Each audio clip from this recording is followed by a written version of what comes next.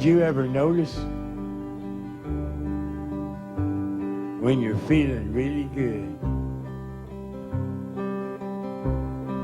there's always a pigeon who comes on your hood?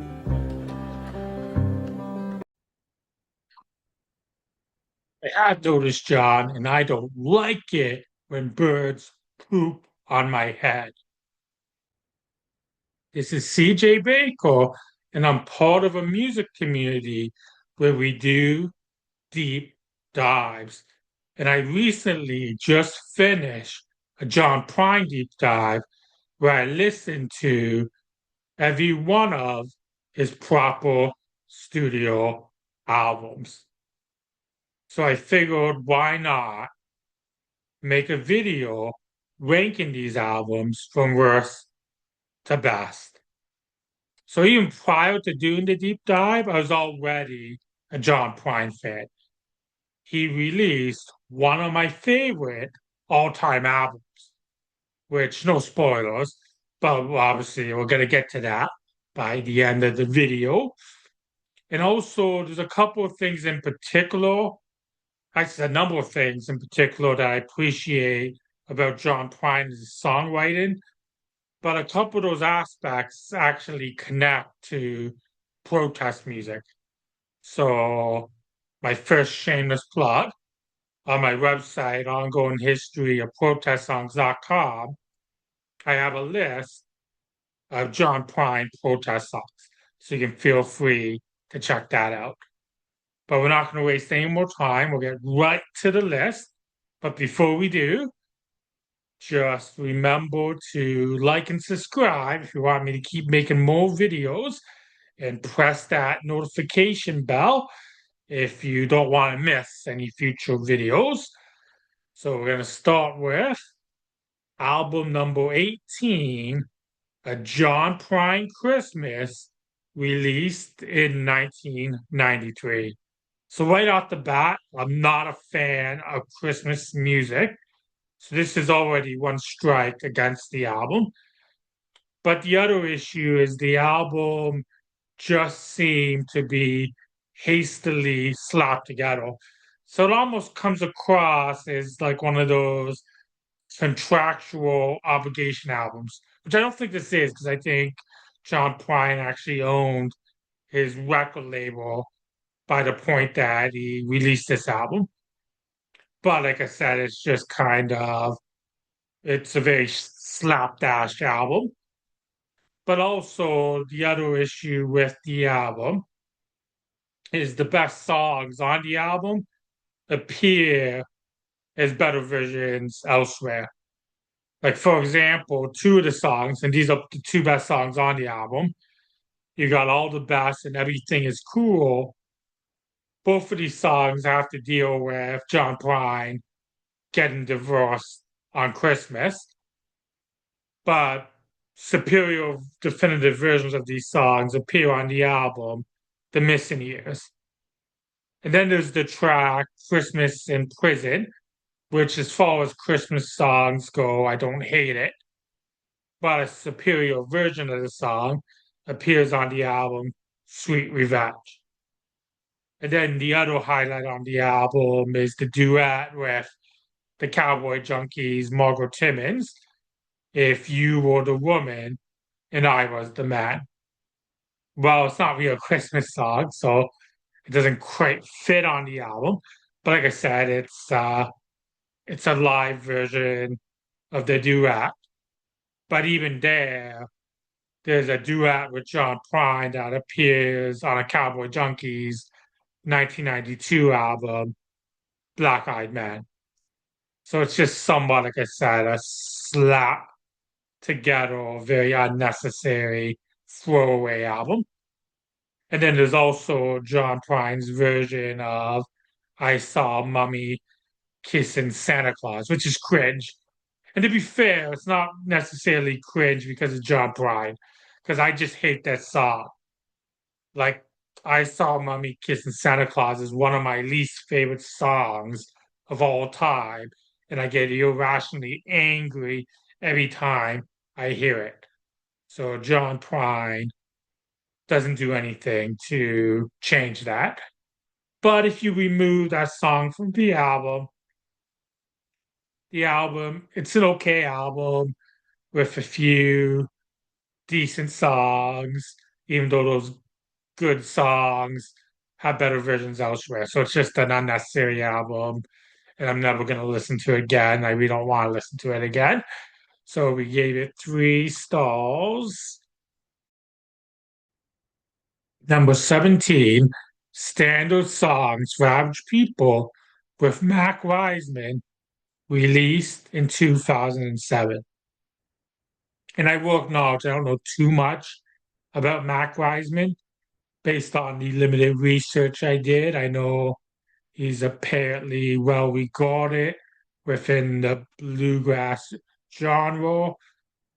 And he has a decent voice. Like, I can't really fault his voice. He has a really good, authentic country voice.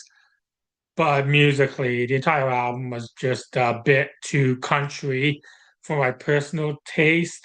And at times, it kind of came across as hokey. The one thing I do appreciate about the album is it does have a relaxed vibe. It's basically, it comes across like two friends picking on the back porch. And also there's songs like Don't Be Ashamed of Your Age, which is kind of charming with Wiseman being in his 80s at the time. And I believe John Prine was pushing 60 or might have been in his 60s. I didn't really look that up. Sorry about that. But like I said, the songs do start to drag a bit, and it does get a little bit hokey for my personal taste. So the album was okay, but once again, similar to our last album, never gonna listen to it again. We give it 3 stars. Number 16, For Better or Worse, released in 2016. So this album features duets with country singing females. And similar to the previous album of Mac Wiseman, it is a bit too country leaning for my personal taste. It's also not Prine's first duet album. He actually did better previously, but I'll discuss that in a bit. But similar to the album with Mac Wiseman, and I think I might have forgot to mention this with the Mac Wiseman album, there's no original Prine tunes. It's all covers. So for me, that's kind of something's lacking there because the best thing about John Prine album is his songs. Because he does do some covers, but most of the cover songs that John Prine does, I don't particularly care for them in most cases. Like his gifts, he's not a gifted interpreter, he's a gifted songwriter and storyteller. And he's one of my favorite songwriters. So when there's no original John Prine songs, it's something that really brings down an album for me.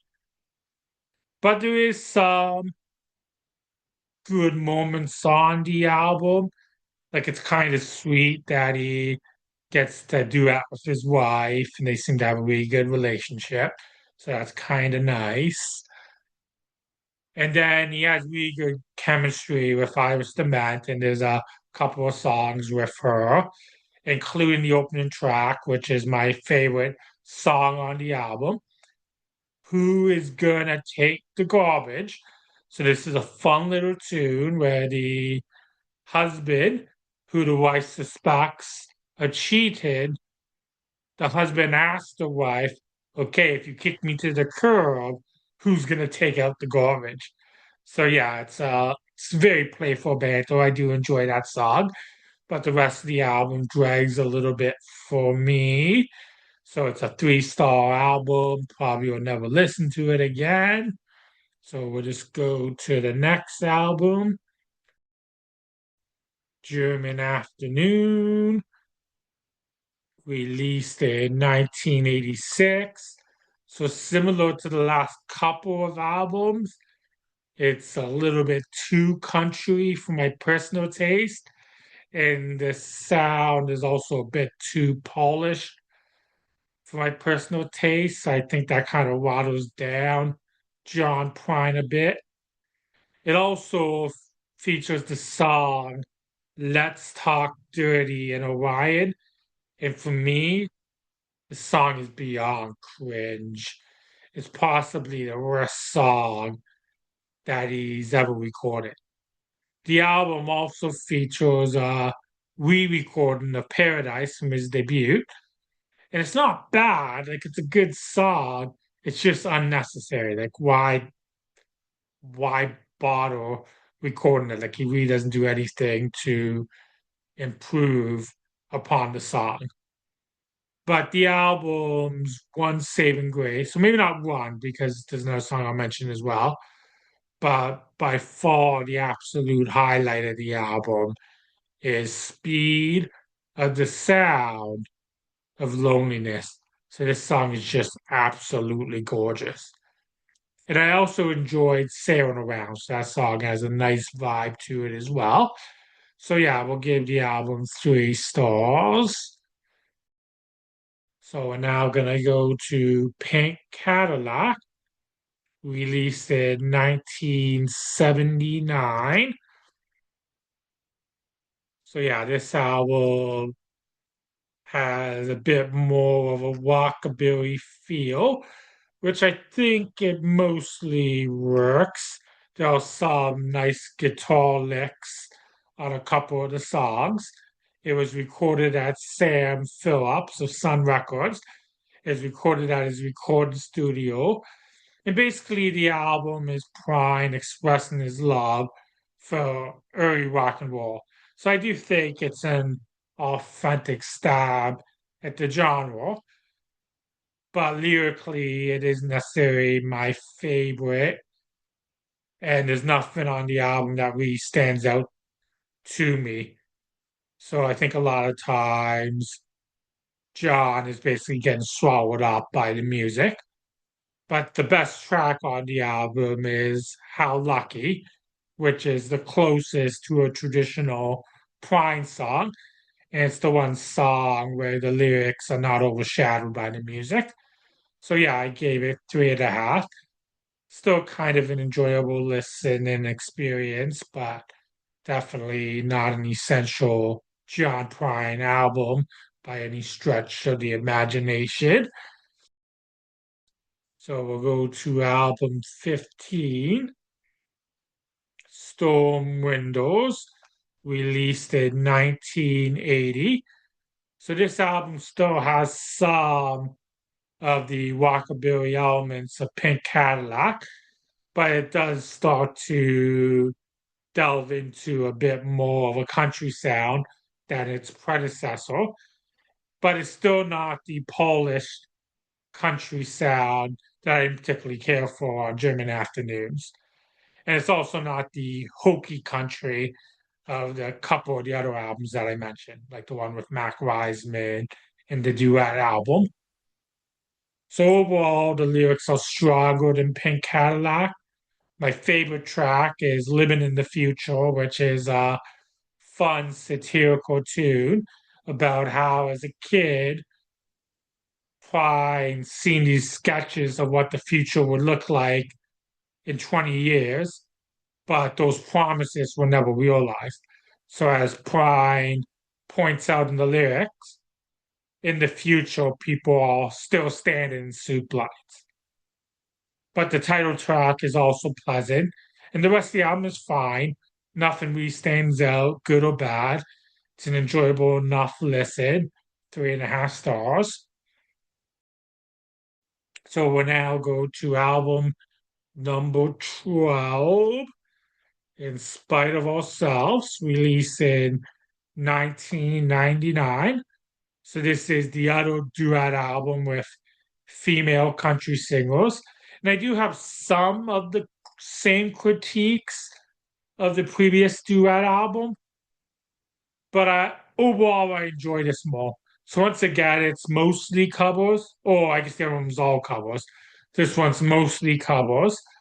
But the album's highlight was the title track, which was actually a John Prine original. And it's a song which he sang with Irish the Met. And he has a few other songs with the Met as well. So once again, I really enjoy their chemistry together. So it's actually too bad that he never had the opportunity to do an entire album with the Met, an entire album of John Prine composed tunes. Like I think that has the potential of being a really good album, but unfortunately, obviously, that never happened. But overall, I still enjoyed the album. We gave it 3.5 stars. And Suds, released in 1975. So this was produced by Steve Cropper. And at times, because you really can see Steve Cropper's hand in the music. And basically, he's very skilled when it comes to music direction. Like there's no doubt about that. But I think at times John Prine and his lyrics are overshadowed a bit by the musical arrangement. Like I don't think the arrangement always suits John Prine. I think of John Prine, sometimes less is more, and I think sometimes he gets swallowed up a bit. But I do think the music is fine. So there is things I enjoy about the musical arrangements. And there are a few songs I did enjoy about it, or a few songs I did enjoy. Like, for example, I enjoy the lyrical flow of Saddle in the Rain, but I do think the musical arrangement was on the verge of overshadowing John. But I do enjoy the groove of the song. It's a fun tune. And my favorite song on the album is the title track, which features some insightful social critiques of how the quest for the elusive American dream can result in disillusionment. So overall, it's a decent enough album. I say the only song that I particularly like was his cover of Chuck Berry's Never Can Tell, which unfortunately closes the album. And I think I already mentioned that I'm not generally always a fan of John Prine's covers. And sometimes he has a tendency to want to close an album with a cover, which I think unfortunately in a few cases brings the album down. And that's the case here as well. But overall, I like the album. It was fairly decent, gave it 3.5. So we'll now get to our top 10 John Prine albums. So number 10. So number 10, Lost Dogs and Mixed Blessings, released in 1995. So the album goes in more of a roots rock direction, and it was produced by Howie Epstein, who also plays a lot of instruments on the album. So you can see his hand heavily involved with things. And he's basically he was part of Tom Petty and the Heartbreakers. So you could see that direction on a few of the tracks. So similar to Pink Cadillac, there are times where I think the music does overshadow Prine's lyrics, but it's mostly enjoyable listen. Like there's a couple of highlights. Like I enjoy Ain't Hurting Nobody and Crit Hauling at Me. Both of those are fun tunes. And then the absolute highlight of the album is Lake Marie, which is one of my all-time favorite John Prine tunes. And it's really an impeccable showcase of his skills at narrative storytelling. So I gave that once again a 3.5 star album. So we'll go to album number 9, Souvenirs, 15 new recordings of classic songs. Basically, the title of the album is self self-explanatory. So it's basically a greatest hits collection, but instead of the original version, he decides to re-record them. So it is an excellent collection of songs, and it potentially could be a good introduction for the uninitiated.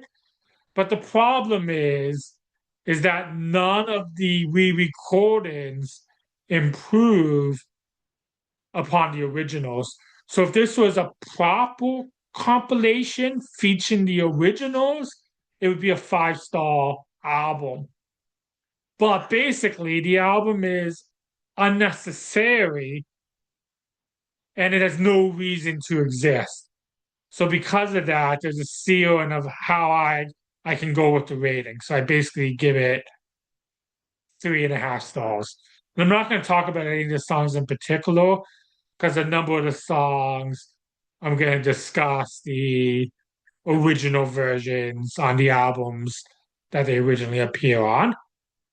So we're now going to go to album number 8, Aimless Love, released in 1984. So the first 8 songs on the album are pleasant enough, but they're kind of just there.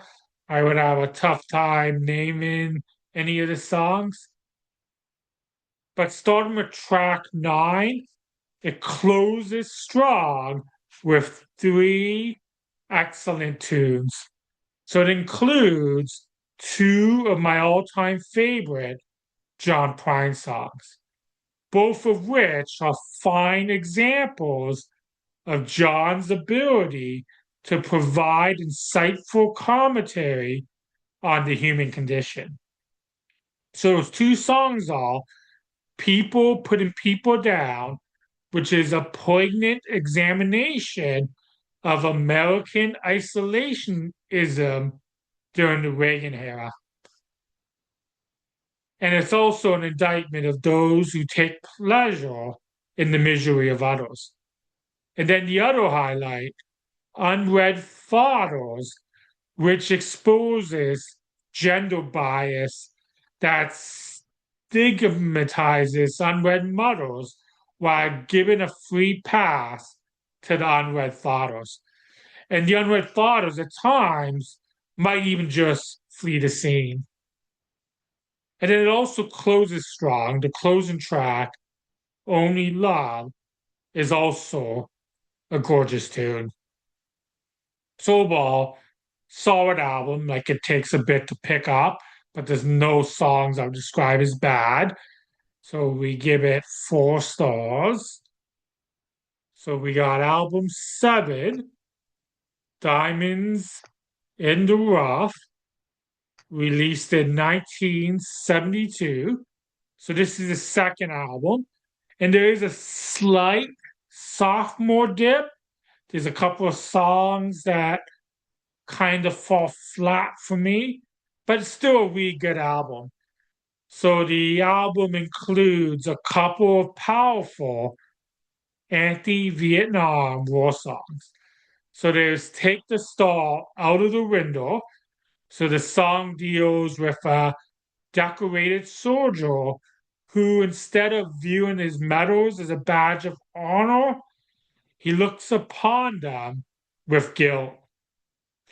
And then there's the absolute album highlight, The Great Compromise, which uses metaphorical poetic language envisioning the United States as a cheating woman. And he does this to express disillusionment over America's involvement in the Vietnam War. So yes, basically a very masterful song and absolutely gorgeous and heartbreaking. So other highlights on the album include Souvenirs and Clocks and Spoons. So yeah, it's still a really good album. Have it at 4 stars. Number 6, The Missing Years, released in 1991. So this is a really strong late period Prine album, which holds up well in comparison with his best work of the 70s. One of the things that brings it down a bit is that it is a tad on the long side, which was a bit of a 90s CD era issue. Also, actually, it's not even knock against its novelization. A couple of the better songs were also the best songs on the Christmas album. But these, by far, are the superior definitive versions. So we got Everything is Cool and All the Best. And as I previously mentioned, both of these songs address pride getting divorced during Christmas.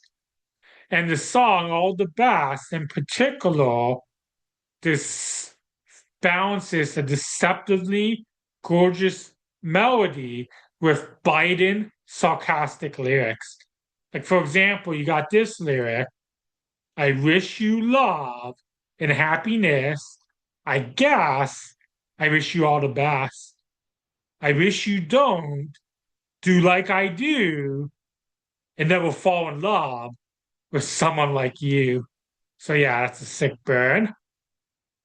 And there's also some other prime lyrics. It rhymes, so it must be true. So the other prime lyrics, for example, on the Sins of Mephisto, it includes the line, Adam and Eve and Lucy and Ricky bit the big apple and got a little sticky. Esmeralda and the Hunchback of Notre Dame, they hump each other like they had no shame. So yeah, it's probably the closest that John Prine got to being horny in any of his songs. And then other highlights includes It's a Big Goofy World and the closing track, Jesus the Missing Years, which are both a fine display of his satirical humor. So really good album, 4 stars. So we got album 5, Fair and Square, released in 2005. So speaking of late period Prime, we now have even later period Prime. So once again, it suffers from being a tad bit long, but it is chock full of prime, including a couple of excellent socially conscious tunes. So one of my favorite songs on the album is the gorgeous Taking a Walk. So similar to The Great Compromise, he uses the metaphor of a woman. So he mentions a girl in the White House who's disheveled in appearance. So that represents Lady Liberty. He uses that metaphor of a woman to address his disillusionment with the country. So he follows that up with the powerful song, Some Humans Ain't Human, which includes a sharp rebuke of then US President George W. Bush. So you got the line, some cowboy from Texas starts his own war in Iraq. And also, as I previously mentioned, I agree with John. I don't like it when pigeons poop on my head. And also, speaking of pigeons, another highlight is his gorgeous cover of Blaze Foley's Clay Pigeon. And also, Long Monday is a really pretty song. So, yeah, really good, solid album, a bit long, but excellent album. 4 stars. Number 4, The Tree of Forgiveness, released in 2018. So we already mentioned late period Prine and later period Prine, but we now got the latest period Prine. So his final album before he died, it really is a fitting swan song. And it's also remarkable that he was able to write such a powerful collection of songs so late in his career. It's timely, authentic, and filled with much needed wisdom for the times we are living in. And it's also the perfect length at just a shade over 30 minutes, which is why it gets the edge over fair and square, and it gets bumped to 4.5 stars. The only knock against it is the fact that the vibe of the songs starts to become a bit predictable. But I probably am being a bit nitpicky there. So highlights includes the gorgeous Summer's End, Lonesome Friends of Science, which is both pretty and witty, and No Ordinary Blue, which is also a gorgeous tune. It also has some insightful social commentary with the song Caravan of Fools. So it's not quite as explicit as the Bush referencing Some Humans Ain't Human, but the song was released during the Trump administration and certainly applied then and applies even more now. So the album appropriately closes with When I Get to Heaven, which is a charming final statement and a fine showcase of his wit and humor. So once again, excellent album, 4.5 stars. So we got album number 3, his third album, Sweet Revenge, released in 1973. And this album is probably also his most humorous. So it opens strongly with the scathing lyrics of the opening track. And with the opening track, I love the juxtaposition of the gospel tinged music with the sarcastic lyrics.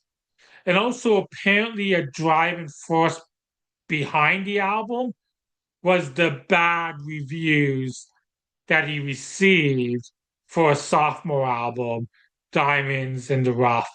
So I think that also helps explain the lyrical bite of the opening track.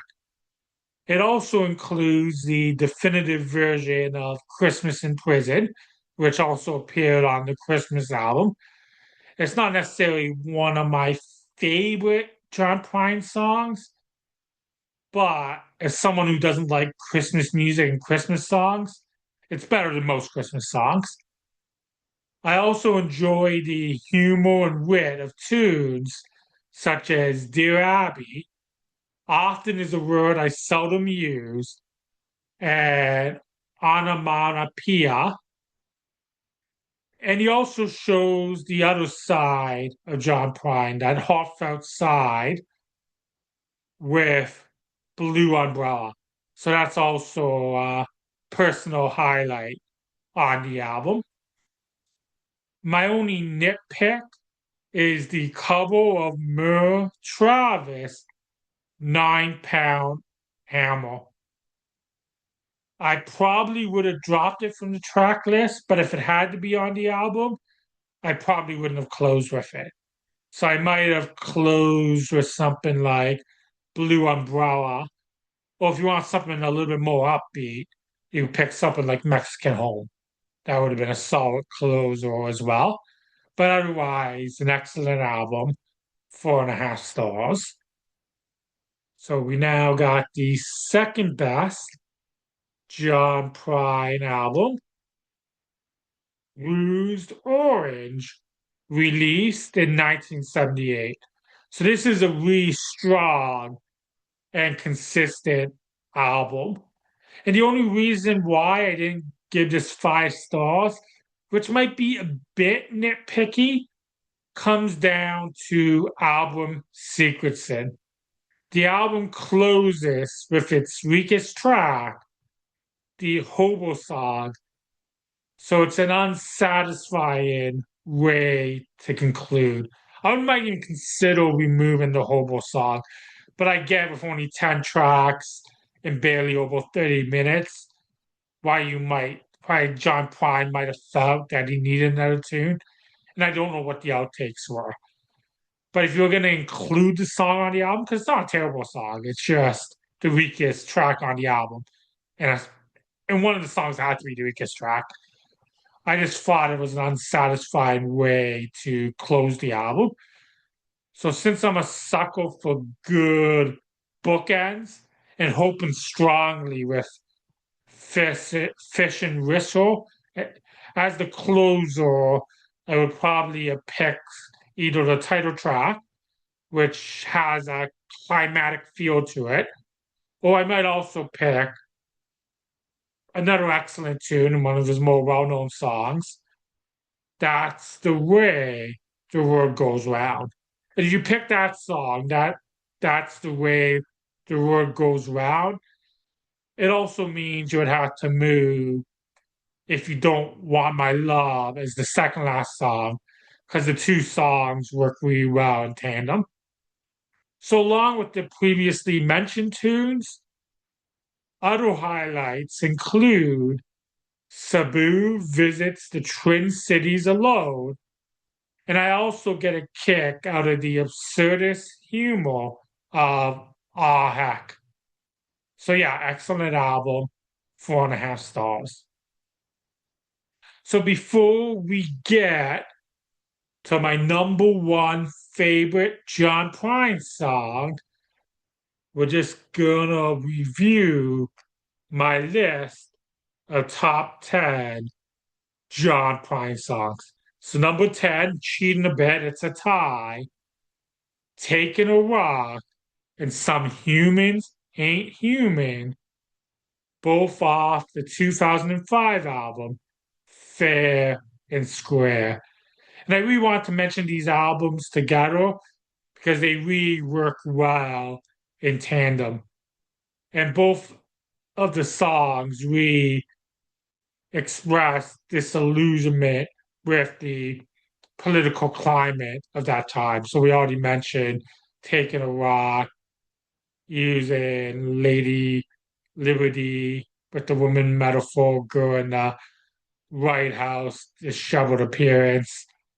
And then Some Humans Ain't Human as the direct Bush reference.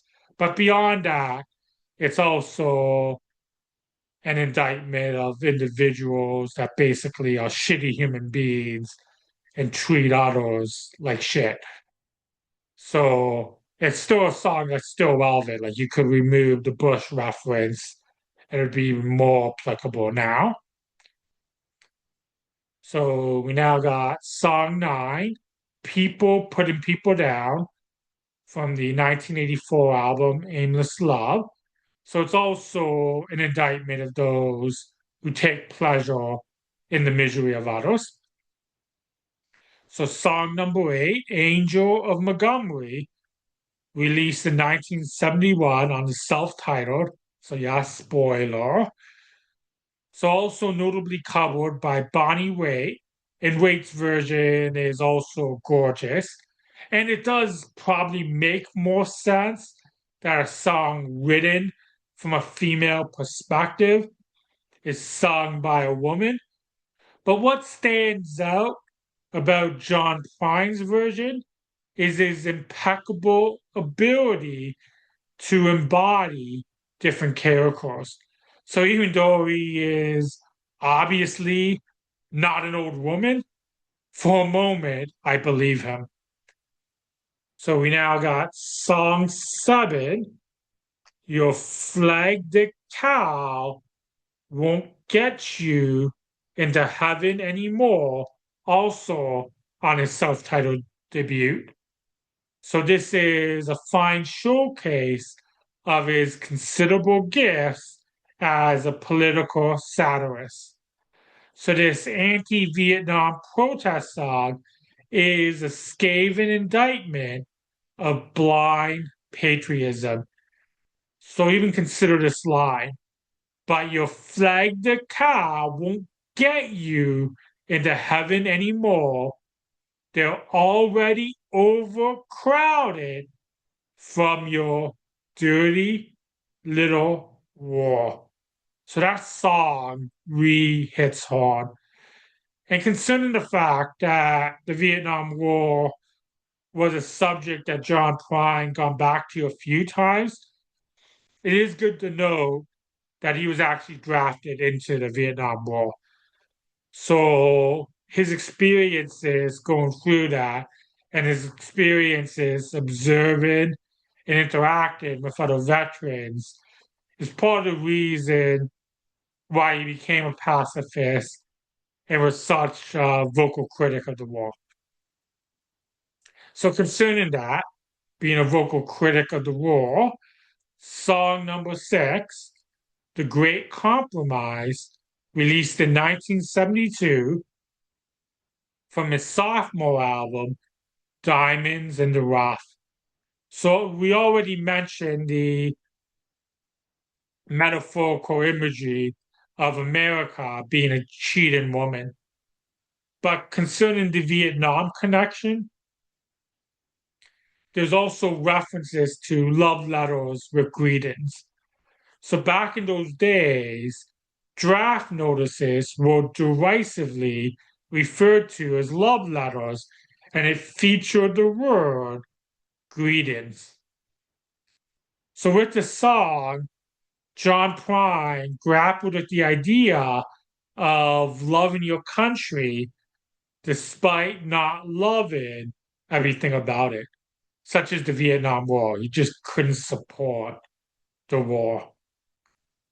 So we got song 5, Bruise Orange, Chain of Sorrow, in parenthesis, from the 1978 album, Bruise Orange. So this is an absolutely gorgeous song with a climatic and cinematic feel. Also, I just want to note that, I mean, the song is the perfect display of his ability to weave a compelling narrative, but also Bon Iver does a stunning cover of the song as well. So I recommend checking out Bon Iver's cover. So we got song number 4, Unread Photos, released in 1984, off Aimless Love. So as previously mentioned, the song exposes the gender bias that stigmatizes unread letters while giving a free pass to unread photos.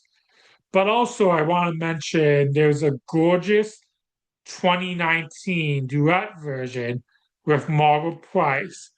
So the song was released as a single to raise funds for the ACLU in the wake of Alabama's passing a law that would ban most abortions. And then, of course, since then, there was the overturning of Roe v. Wade. And the song is also relevant in the light of the fact that one reason why a woman might consider an abortion is because of lack of a support system, such as the lack of support from the unread father, who, as the lyrics point out, can't be bothered. So we now got song number 3, Lake Marie from 1995, Lost Dogs and Mixed Blessings. So this song mixes dark humor with a really compelling and gripping storytelling narrative that Prine is a master of. And I also really love the groove of the tune. And the groove of the tune also, like one thing Prine's good at is juxtapositioning different musical styles that almost seem to go against what he's singing about. And that's kind of the case on this album too. And I kind of get a kick out of that. How it kind of ends up being different, but perfectly meshes together at the same time. So I think it's kind of brilliant how he does that. So we now got song number 2, Hello in There, also from John Prine's self-titled debut. So the song absolutely devastates me in the best possible way. So I previously mentioned with Angel of Montgomery, Prine has the gift of embodying different characters in his songs. And in this tune, he effectively sings from the perspective of an elderly person.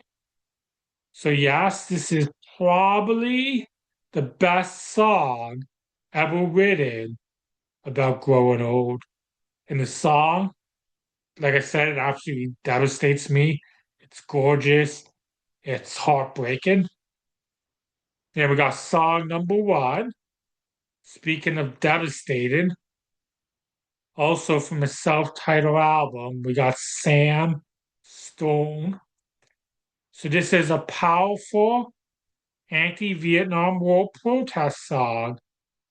And the lyrics, it tells the story of a Purple Heart receiving soldier who becomes addicted to drugs and dies of an overdose.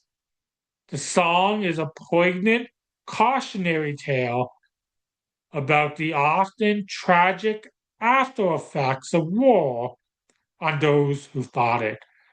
So, number one, you probably figured it out from 1971. It's a self titled album. And I really could have picked 10 songs from this album for my top 10 list. It's a perfect album. It's one of my all time faves. And it's like he released a greatest hits album right out of the gate. So I already discussed four of the songs on my top 10 list. So we don't need to revisit those. But there's a number of other highlights as well. Like you got Illegal Smile, Spanish Pipe Dream, Paradise, 6 o'clock News. I also really enjoy Quiet Man. Actually, I really enjoyed just about every song on the album. So I could almost just read off the entire track list. And it's some of the best lyrics ever written. And it shows different aspects. So you got the satirical aspect, like we already talked about. Your flag the cow won't get you into heaven anymore. There's some like brilliant humor, like there's some good humor, like an illegal smile. But there's also those devastating, heartbreaking songs as well that we discussed. So yes, absolute perfect album, 5 stars. So this concludes the list. What did you think of the list?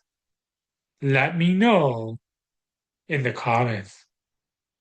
What's your favorite John Prine song? And if you had a chance to listen to all the songs, you can feel free to share your rank list if you're so inclined. Or if you're so inclined, you can make a response, not necessarily a response video, but make your own video as well. That would be cool. I would watch it. So before we conclude, one last shameless plug. I wrote an article on my website of John Prine protest songs. Check that out. Also, check out my recently launched Substack and Medium. Links will be in the description.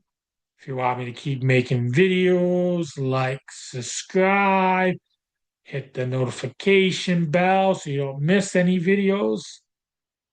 So, thanks for watching, and please stay safe. So album 4, The Tree of Forgiveness, released in 2018. So speaking of late period and later period prime. Okay, I do that again. I don't like it when pigeons poo on my hood. I really hate it when pigeons poo on my hood. I really wish all the pigeons were dead.